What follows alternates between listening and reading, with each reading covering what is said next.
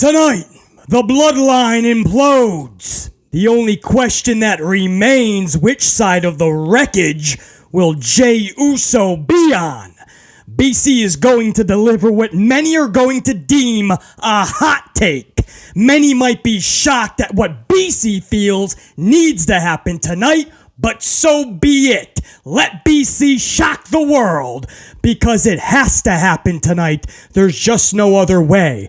Oh, we're gonna talk about it in this very amped up podcast for Friday, June the 9th, 2023, which, by the way, is the second podcast upload of the day. Earlier, just a few hours ago, we talked Britt Baker calling out the AEW World Champion MJF. Britt Baker verbally annihilating the champ, calling out his championship tenure as a ratings disappointment. And thanks to her man Adam Cole, it might be saved.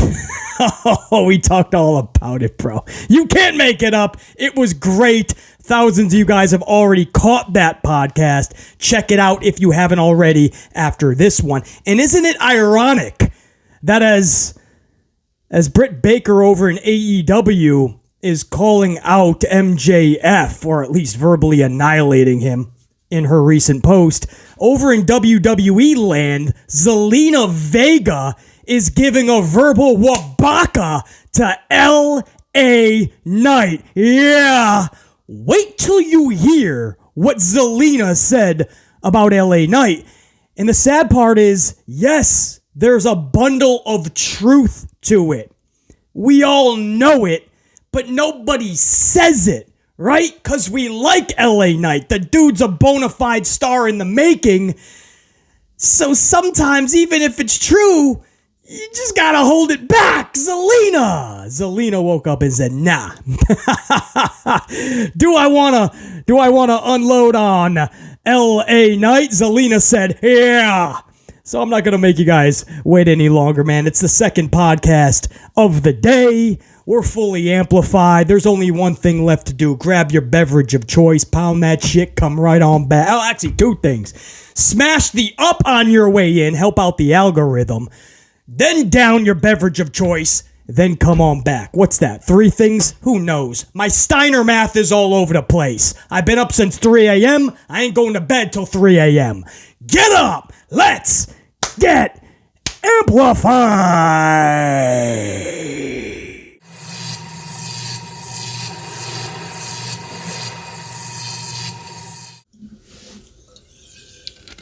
My amp unit. Let's rock this out, the second podcast on this Friday, June the 9th, 2023. We'll get to the Bloodline story as the feature of this podcast a little bit later, because that is the big story for tonight. And we'll start off with Vega ripping apart LA Knight. Too funny, man. You feel bad for LA Knight. We'll get to that. First, big thank you to the fine folks over in Canada. BC drank the rest of his coffee before I started recording. I didn't mean to. The coffee was good. It was a good coffee. What can I say? And I was already amplified. So before you know it, it was finished. And I was like, well, I didn't even start recording. So this is what I'm stuck with until I can go back out and get some more coffee. Clearly Canadian. I grew up on this stuff. I used to drink 7 or 8 a day. That's not healthy, by the way, no matter what age. So don't do that. But you can't get it anymore everywhere. You can get it in Canada and a few states here in the United States, and that's it. It's not sold everywhere. So I always have to order this by the pallet. So I have many would say lifetime supplies of Clearly Canadian, but thank you, Canada. And that's the only thing I'm thanking you for, by the way. You can take back all your smoke that you may think you have generously donated to us. We have more than enough. Lifetime shipments of smoke, you can take that back. In all seriousness, hopefully everything's good in Canada with those fires, man. It was lighting up the United States skies, up north anyway, like something we have never seen, like some apocalypse type shit. So, salute to Canada.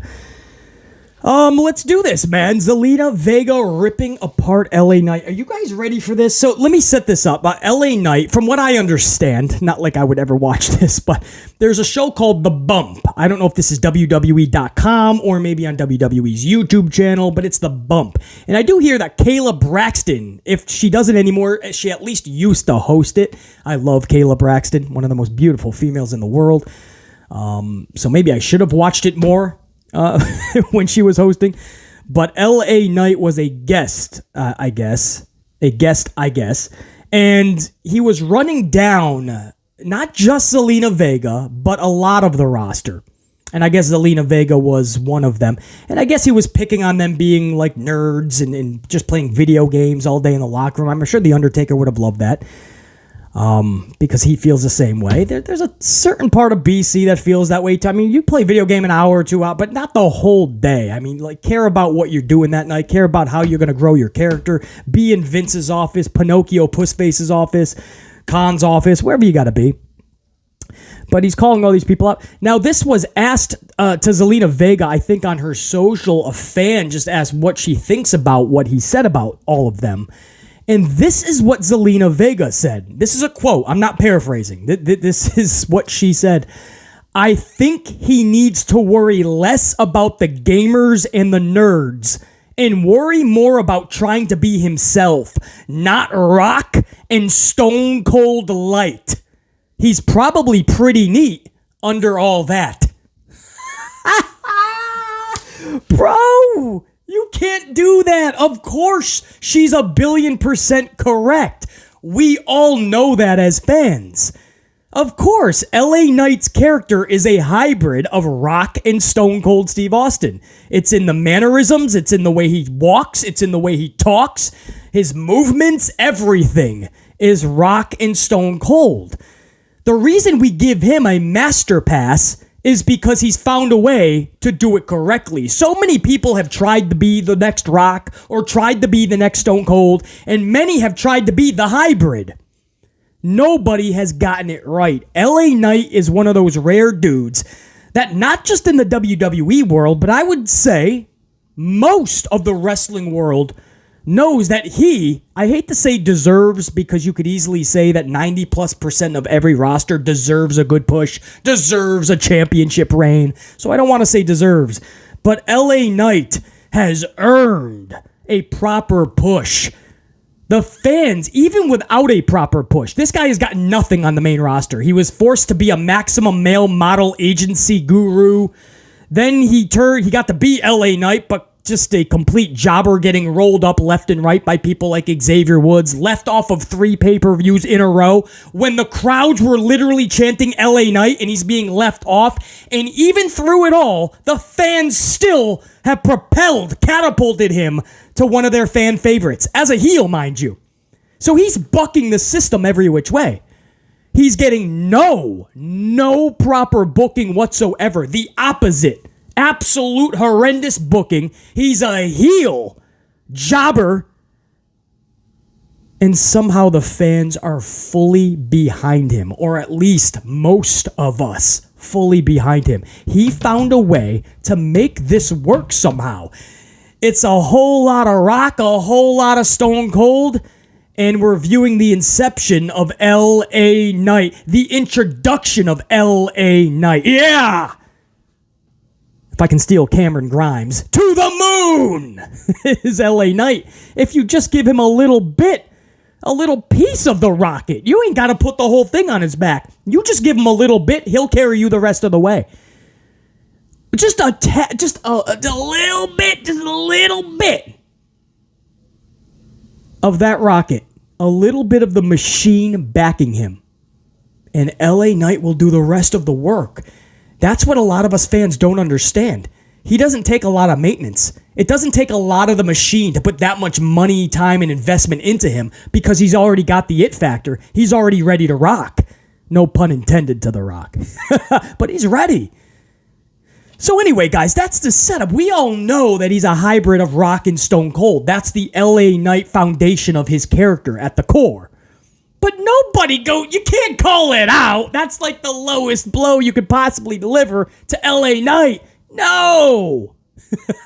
Zelina Vega said, fuck it.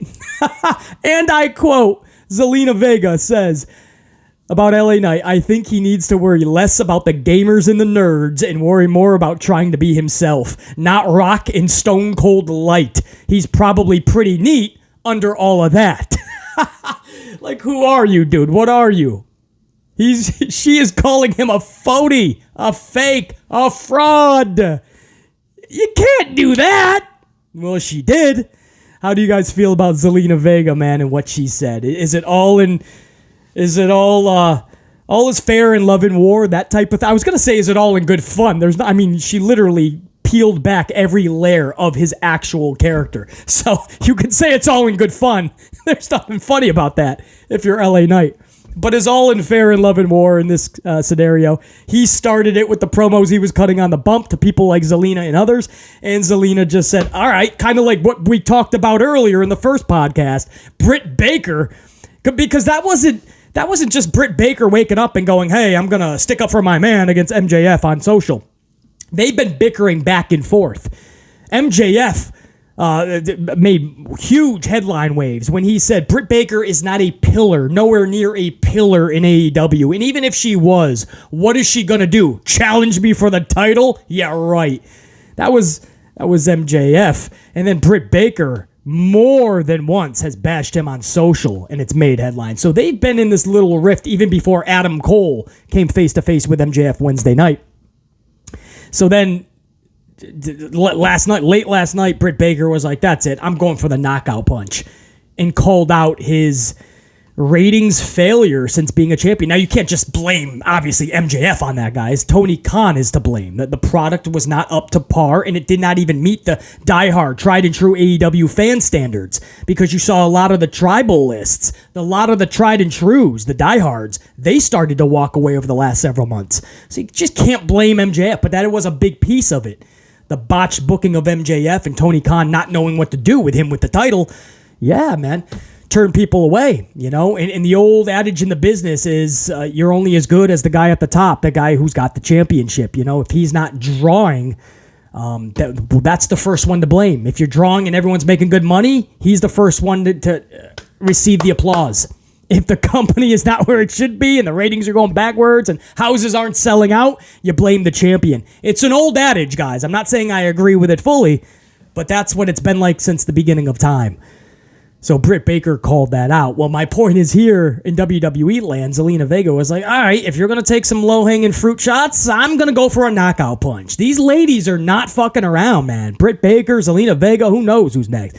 But these ladies, if they're like, listen, if you want to take the first shot, I'll totally rock back. But don't cry afterwards. So I think these dudes are going to probably be a little bit more hesitant as to like... fucking with the ladies in the future, man. Thinking they can just put one easy over on them. They'll make some headlines. They'll get bashed on social a little bit, you know. I think now what you're seeing is it's turning on them. And they're coming out. I mean, MJF, that's where you hit him the worst, man, or the best. If you're Britt Baker, you talk about him not pulling in ratings, that's going to hurt the ego of MJF way more than anything else. LA Knight, you peel apart the layers that are literally the foundation of his character, that's going to hurt him more than anything. So anyway, man, these are scathing shots being taken by Britt Baker and Zelina Vega. I was wondering what you guys feel about it. Let me know. Moving on, let's talk about it, man. It's the big one. It is the Bloodline story tonight. Now, it is going up against, I want to say this is game 4 of the championship, the finals for the NBA. Miami Heat and Denver Nuggets. Never thought I'd be saying Denver Nuggets, but looks like they're walking away with the championship this year. But they are going to go head-to-head. Now, I don't use that as an excuse, but I know it's going to dent the ratings a little bit, or at least, at the very least, it is going to push WWE to have to put out a good product. Now, for years, they haven't done that. They pretty much curled up in a ball in these situations and cried like little bitches in a corner. But we're hoping that they come out with a good show. The Bloodline story is going to take a drastic turn tonight. So it looks like this is another one of those shows where they're going to center it around the Bloodline. And Jey Uso is going to make his big decision. Am I going to stick with my brother Jimmy or stick with my brother Solo, my cousin Roman, and this weird little fat man? I mean Paul. Much respect to Paul Heyman, the wise man. It's a big decision. And last week, they revolved it around the Bloodline. That's the only thing they had last week. Last week was an absolute shit fest. There was nothing you'd ever go back and watch again. But the Bloodline storyline, man, some nice twists and turns. Jimmy and Roman finally making that split, and Solo doing the turn on his brother. That was good, and it popped over a 2.5 rating. And that segment alone put almost, it was over 9% of an increase. And it's sad because none of that needs the Universal Championship. I don't want to start this conversation again. Cody should have won at Mania and all that. But if you look at everything that's happened, nothing that Roman has done since Mania needs the championship. Nothing he's done. Nothing. He went on vacation for 2 months. He came back, had a tag title match at a show called Night of Champions. Didn't even defend.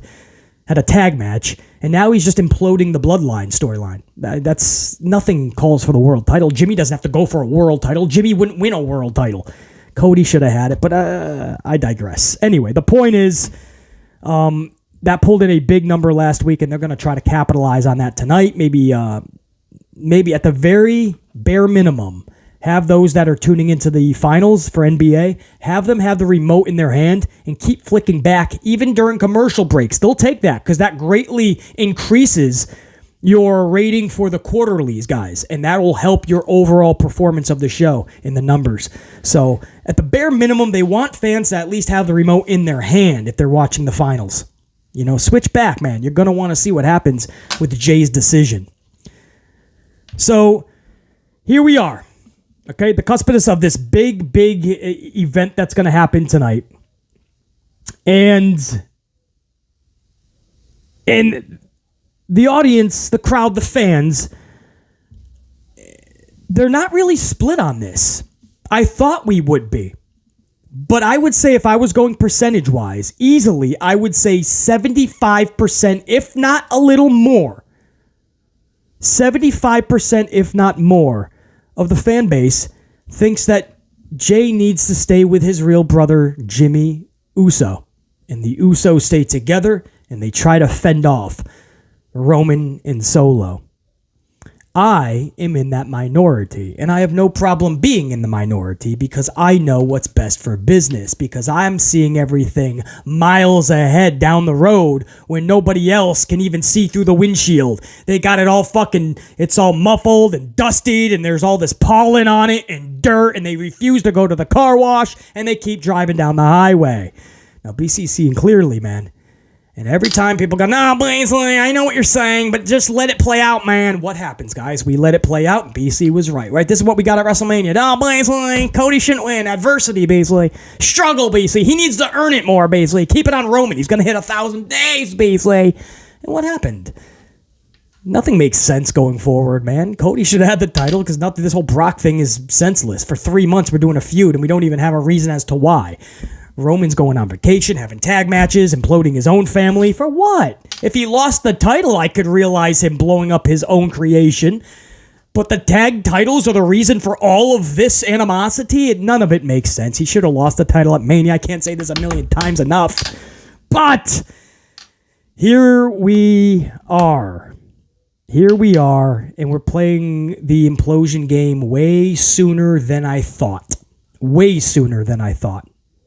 I thought that we could easily, even if we're limping into it, there would still be enough suspense to get us on the edge of our seat for a Bloodline storyline leading into WrestleMania 40. If you had somebody like The Rock or something incredible, you can't ever recreate what you had with Montreal and Sammy or Cody at Mania. You can never recreate that. That's lightning in a bottle. It just happened to strike twice. But even those were different from one another, so you didn't recreate Sammy with Cody. But I thought for sure you would do something massive for 40 and still have the Bloodline intact, and maybe around that time they start to implode. But no, they have nothing left, so they're doing the implosion now.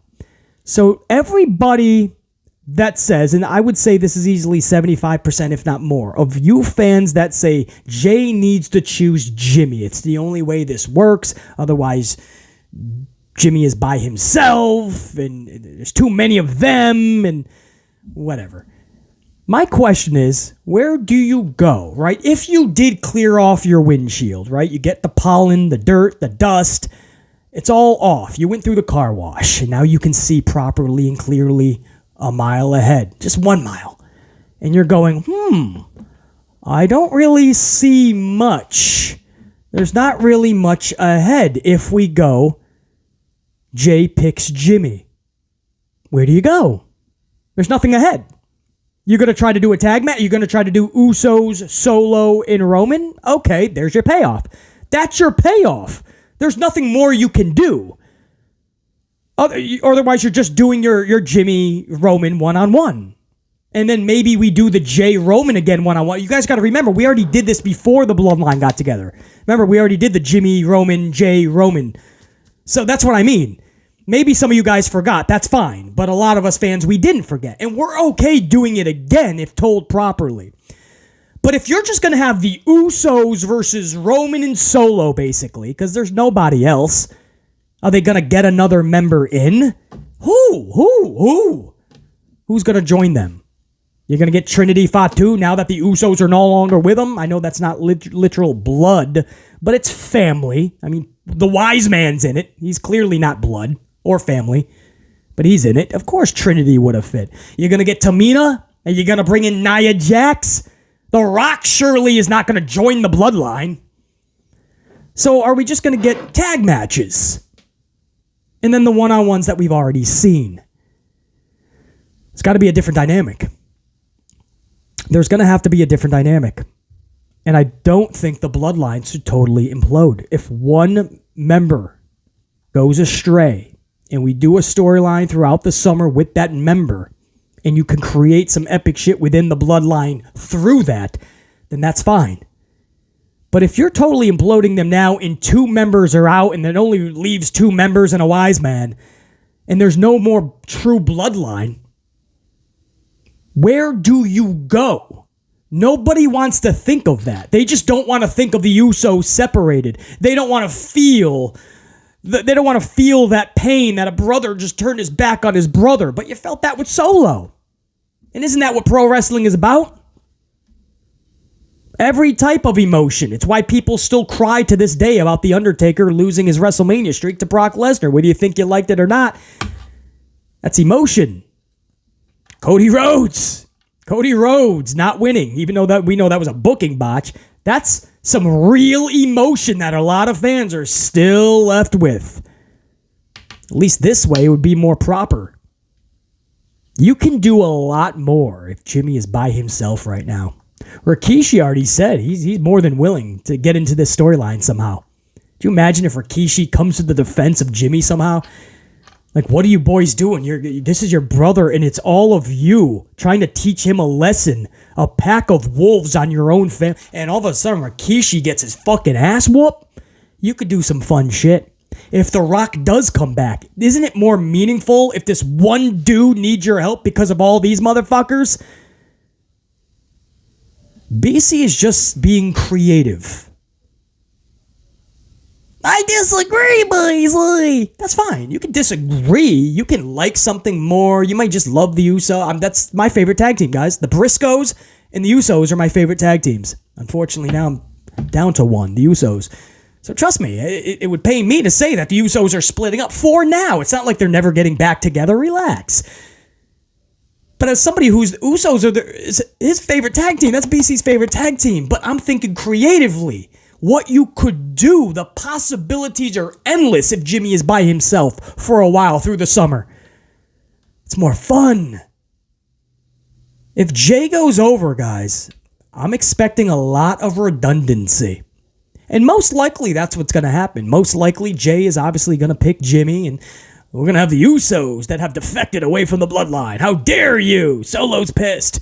And you'll have tag matches left and right, and you'll have Solo versus his brothers, and then Roman versus his brothers again, and you'll just do that through this. I get it, but that's simplistic booking. Can't we do better than that? I'm asking. I'm over here just asking. Can we do better than that? I'm thinking of all the family members that you could still utilize in this implosion of the Bloodline storyline, and how it works much better with one guy who is not going to take it anymore. And what you could tell with Jey, you could still have that struggle. Yeah, he turns on his brother tonight. And again, this is probably not happening, guys. Don't worry. Jey is most likely picking Jimmy. I doubt very much WWE would do something that ballsy because they don't get that creative down the line. So they're most likely going to just do the Usos sticking together. So don't worry, guys. But, you could make Jey do the turn tonight on his own brother and still have this conflict. Like, man, now he's being treated like absolute shit. He's taking double the blunt that Jimmy used to take. And then later down the line, right, you don't got to blow your load all in one shot here, guys. Relax. Maybe around SummerSlam or the end of summer, you could have Jey finally have enough. And Jimmy now has to decide, should I be here for my brother when he wasn't for me? It's an amplified version of the Sami Zayn story. I'm not saying it would be as epic. We don't know. We got to let it naturally progress. But it's almost an amplified version of what we know the Sami Bloodline storyline ended up being, if you think about it. So there's a lot of fun that could easily be obtained if you go against the obvious. And that's what I'm saying. Go against the obvious. I'm interested to see how do you guys feel about it? It's tonight. Unless they do some schmozzery where it gets prolonged and they don't want to split the audience, or not, you wouldn't split, but they don't want to share any audience with the NBA Finals, and maybe they prolong it till the next week, right? Something happens and the decision has to wait a week. Unless they do that, tonight's the big moment, man. And if not done correctly, sadly, it could derail the whole operation. Honestly, it could derail what could have been and should have been a really good storyline continuing. It could derail it. It has to be done properly. Guys, I'm getting hold on, I just got some information here. WWE has announced a Women's Championship presentation on SmackDown. WWE Women's Championship presentation tonight on SmackDown. Asuka holding the WWE Raw Women's Championship is seen on the advertisement. Of course, presentation. Are they going to present her with a new SmackDown title? Because she already won that. She has the title. Since when do champions get the title that they already have? Why would they just have a presentation? Maybe sometimes they throw like a party, right? You have a little victory lap, celebration, but a championship presentation. Is this a new SmackDown? Is this where they just swap the titles? Because right now, Rhea Ripley has the SmackDown title on Raw. Asuka has the Raw title on SmackDown, which was Belair who brought it to SmackDown and lost it.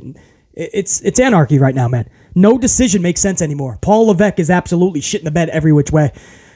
The brand split is already it's irrelevant. It's non-existent, and we just had the draft. It seems like a month or two ago. And it's already non-existent. You have people showing up with visitors passes, people showing up and becoming tag partners with somebody on the opposite brand and going for titles, like Shotzi. Heyman's got the visitors pass. AJ Styles is going for what was supposed to be a Raw exclusive title. That's what H said. And you can go down the line. You have champions on different brands. I have no other details for you other than there's a women's championship presentation tonight. Is this the swapping of the belts? Otherwise, they would say championship celebration, not presentation.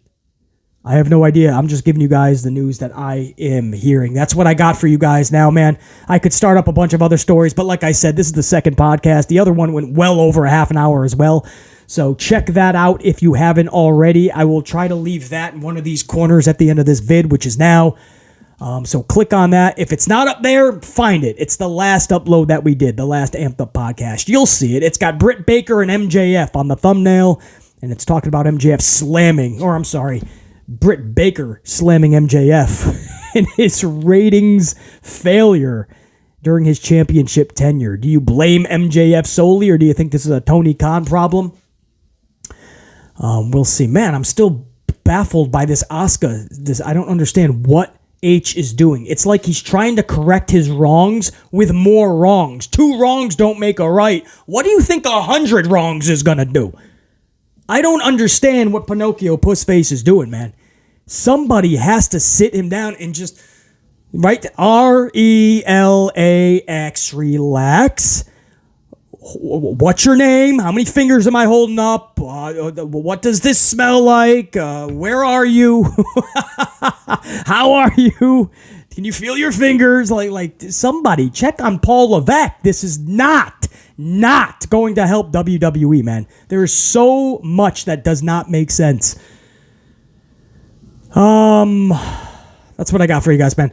BC, until next time, and there will be a next time. Top guy, I'm out. BC saying check you.